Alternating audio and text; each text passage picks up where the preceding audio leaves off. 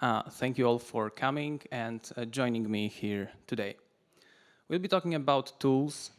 Here I mentioned Unity as the game engine, but I would like to keep it not too detailed, not too like engine constrained in any way. So I believe you could apply all the statements I make here to any other engine you're working with.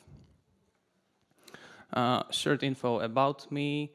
Here are my socials. You can grab them if you have a question after conference. I've enjoyed the great path of a programmer for more than 10 years already. Half of that is my experience in Unity. And currently I'm working as the CTO of StarHeroes, which I proudly brand here with my t-shirt. It's a multiplayer shooter. It may be important for the context of tools we present here. Here's a QR code that navigates to my GitHub because there I'll post all the slides and code. So yeah, it will be shared there as a public repo, obviously. The thing is, we won't be focusing on code at all, because if you're a programmer, then the snippets I provide should be enough for you to get the general idea. And if you're not a programmer, you don't care.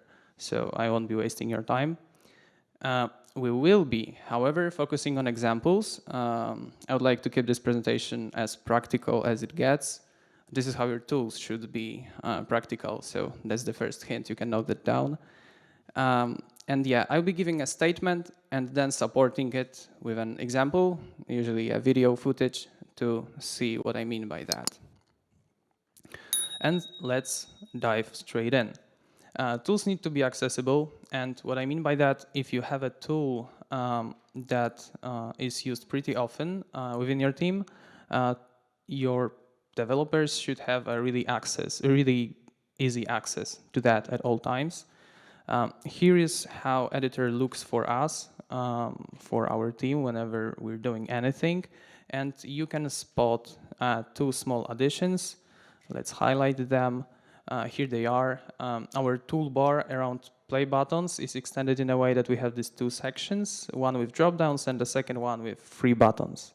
So this is like accessible to you at all times, no matter like who you are, whether you're a programmer, UI artist, environment artist, you see it at all times. So it's easy to access, because if you see your editor, it's just one click away of getting there. And to make a comparison, this is not easy to access, because if you have to access submenus 3 times, search for that, people are usually lazy and they won't remember where this tool is, and you will receive hundreds of questions: how to access this, how to access that, oh, and it moved somewhere, so you need to update your wiki. You know, if something is really everyday use, it should be kept really accessible. How to extend the toolbar? Pretty simple. All the code you see here does exactly that, because Unity exposes an API for extending editor there. And if you're lazy like we are, there are even wrappers around it to make it even easier. Here is a sample of a public repo that is a wrapper.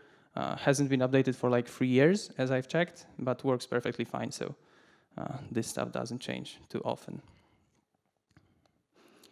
Yeah, and our tools window, we really like this approach here, and I would suggest you like try it out for yourself in your projects, because once again, here we have these 3 buttons accessible at all times. The third button says it's a tools window, and what it does, it opens the tools window, the core toolbox of ours, and it's a central hub for all the tools we have in the project. So let's click it. It opens up. You see these 6 tabs.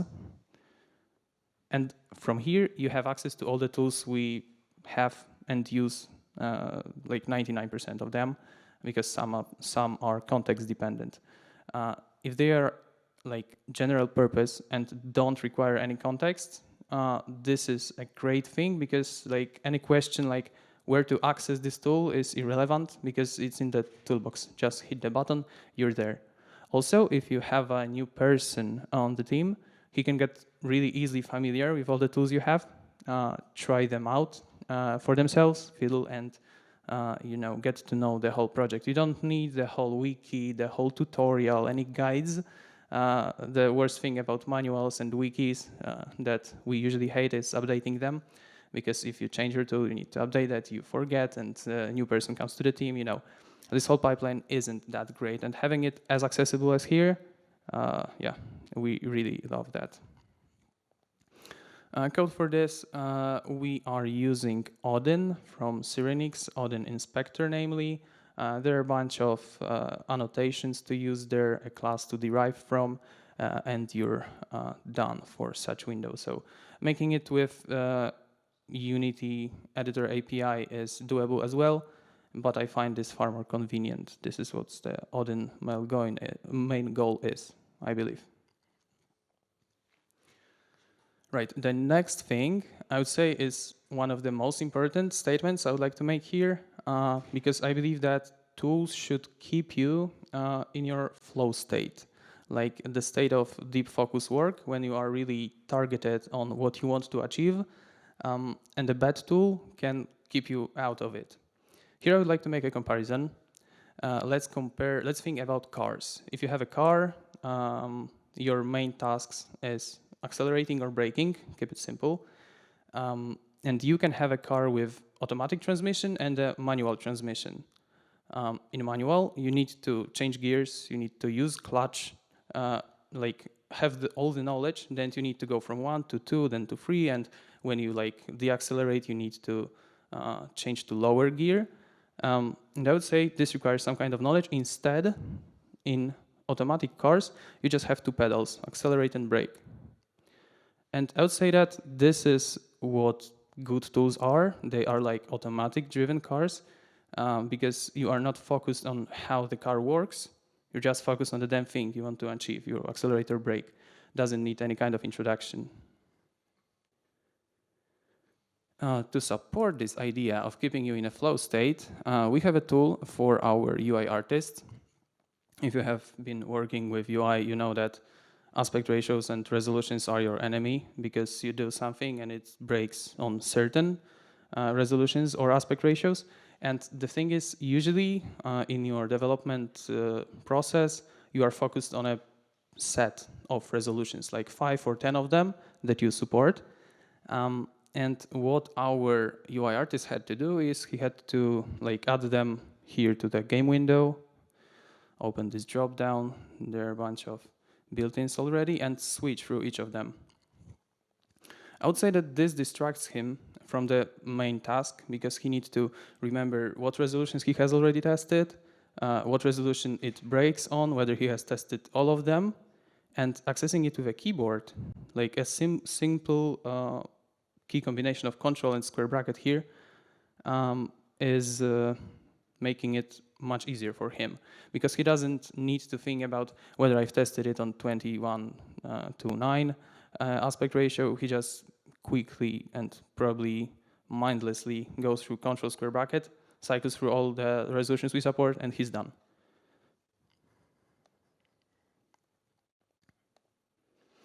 Code for that is as easy as it gets. That's all you need to add to your project for it to work. Uses reflection, but here it's not a matter of problem in any way.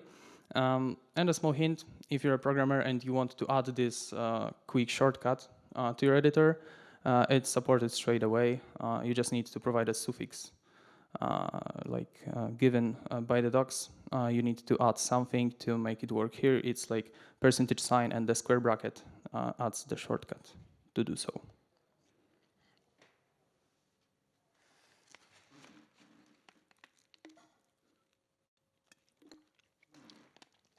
Right, another thing is, I think it's mostly targeted for programmers, because programmers like to automate stuff. We don't like any kind of manual and repetitive things, so we like writing tools, I would say. And sometimes you can end up in optimizing a process that is useless, that shouldn't be there, that is bad. And for that, I have a story time exactly from our project. We, at the early stages of development, encountered the problem that every time we had to enter gameplay, it took us a longer while. So let's see, I just hit play. Then I provide my credentials, top secret ones. Then I need to wait for the animations, then select a proper menu, then accept it. Then once again, change the tab. You know, I've already wasted like half of your lives. Then you need to go to team draft, accept the spaceship, and then you're in gameplay. So you can imagine that if you were adding a gameplay feature at some point, it could drive you insane to repeat all these steps each time. It makes you uneager to test your work at all. So what we did is we automated the process. I've selected one menu, one option from this drop-down there, and as you see, it was done automatically without all my input.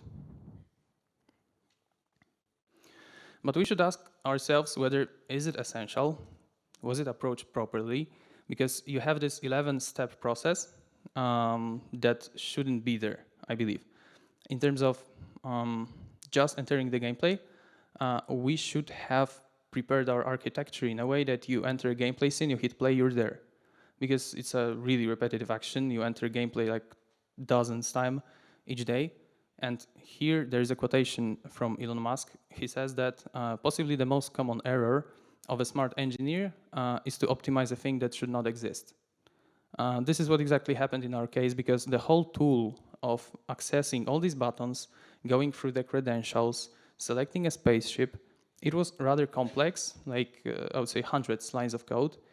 And we were tooling around bad architecture at the first place. And you know, with tools, as with manuals and wikis, you need to maintain them, you need to keep them, because sometimes something changes in this whole UI flow and the tool breaks. We obviously added this single player mode after, and entering gameplay is far faster. We kept the host and start still for our CI machines to test on each changes to the project because we want to make sure it works.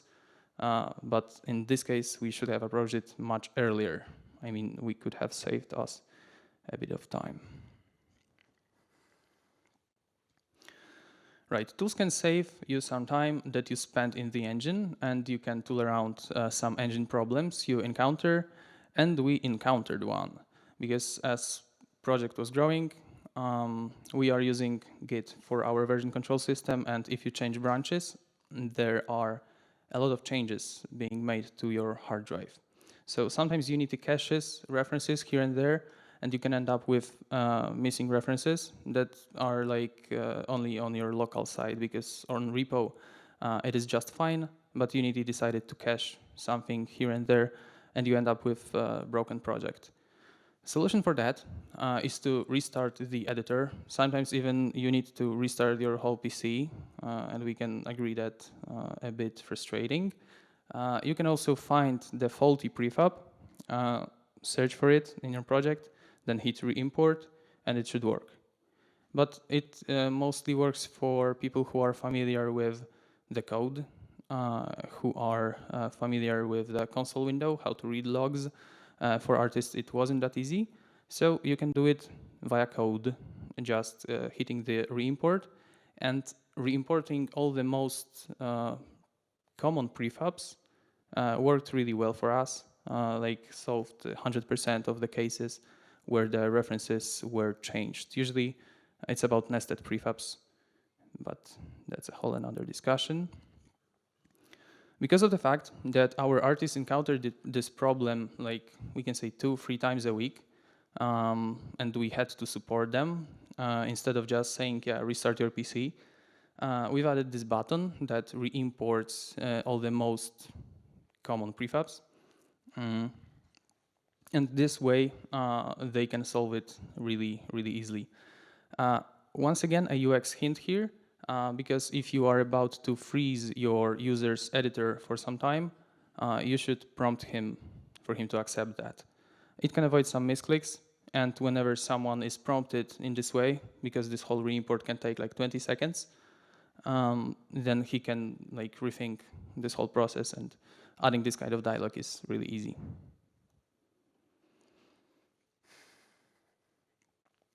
Another problem we've encountered was like really slow recompilation times. On each domain reload, it took us like 15 seconds to reload 20 of them. So, if you do it pretty often, you can be driven crazy by that. So we've stumbled upon a post from Nash. He was writing devlog for his game on GameJolt. Really recommend that one, full of content. And we decided that packages you have in your package manager in Unity, they usually take some time on each domain reload. So we would like to avoid that if it takes too much for us. We added these two small buttons to like uninstall packages that you don't use, because all these 4 packages you see here, 2D Sprite, ProBuilder, and something, artists use them, but programmers do not. So programmers just disable these packages for them locally and they're done. Unfortunately, artists need to suffer. Right, outside of the engine itself, you can save your time on build. It's like a shout out for our testers, for QA departments, because they mostly work on builds, I believe. And to make stuff easier for them, we can write tools also. In our game, we have cheat codes. So as you see, I'm in the gameplay in some kind of sandbox environment. I just added myself a bunch of gold with hitting Alt and comma here. I can hit Alt and dot to spawn a dummy bot and kill it to change whether everything works fine. Also, now I'll be cycling through different model types of our ships and through different skins or colorways and engine effects. Why do we do that? Because we have like 20 different ships, 100 colorways, and 30 engine effects. If you multiply all that, that's a huge number. And if our testers had to like enter gameplay with each different configuration, it would take them weeks. So they can cycle through it on build to see whether all animators work, particle effects, shaders, whether everything works fine on each configuration. Also, we have a cheat console. It's made for more complex operations. Instead of just hitting Alt and comma and spawning yourself some gold, you can like spawn, you can like add yourself a given amount of this gold. You can spawn a bot that probably is immortal, is flying, is shooting, is using pathfinding. If you need a bit more configuration, it's quickly serialized here. You can just provide all the details. You can kill your ship. It's a feature as well to test whether everything reloads after your death. Yeah, and it's also the whole console that you've seen. It's a public repo from one of our programmers, Bartek. You can take a look and download it as a package to your project. Works really fine. We've been using some kind of third-party consoles, but we found them to be too bloated, to like, they were adding too much stuff. We didn't want all of that, and just printing the logs, quickly copy to clipboard stuff for our testers to paste the stack traces, and to add these handy little comments. Yeah, and lastly, tools can help you visualizing some complex systems. Sometimes in your game, you have a bit more complex stuff, like an algorithm or a data structure that is hard to debug. Let's take an example. If you have bots in your game and they're stuck and going straight through the wall, it's hard to really tell what's happening. So a simple labels above their heads saying that I'm right now doing something because of something, it can help you greatly to debug and to probably provide your programmers with some more info. So visualizing things, if they're complex, is great, and you should consider that. In our game, we have pathfinding algorithm, and it uses octree. It's not that important what it is, but it just divides space into cubes, and these cubes into 8 smaller cubes. It does it recursively. The only important info is that if a cube is green, you can pass through that, it's safe. If the cube is red, probably it's colliding with something and you shouldn't fly there. So, as shown in the example. In such cases, when something is more complex and you need a visualization, gizmos are your friend. And I know that Unity does it pretty well to add any kind of gizmos and drawing any kind of cubes. This is what we did for our octree to find any mistakes on the generating baking process. Let's start and see how it looks. We can draw gizmos of the bounds of the whole octree to see how big it is, because we obviously don't want to like create an octree that's far too big, because it's a waste of memory. We can see how the baking went at all. So here I've checked the bake result. I've checked the colliding mode, so I see all the colliding cubes. It nicely wraps up around our environment objects, and that's what we intended, obviously. We can change cube sizes, because sometimes bots use different level of details.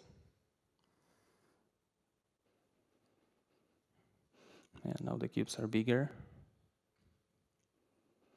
We can also just see which cubes are not colliding, but you can agree that just looking at this whole set of cubes doesn't give you too much info.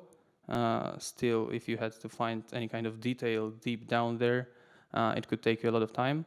So we made a mode of debugging segment by segment. Yeah, it will be zoomed in a second, but we can go through each cube or segment in this case one by one, so you can find the faulty cube somewhere.